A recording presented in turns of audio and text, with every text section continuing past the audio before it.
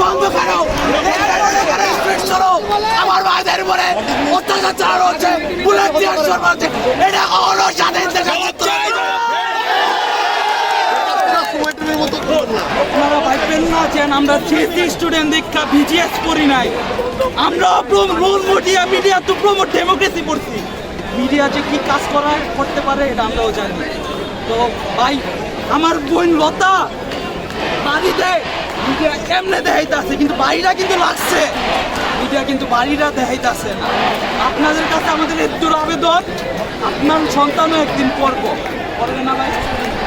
আপনার নাতিপুতিরাও একদিন পড়বো।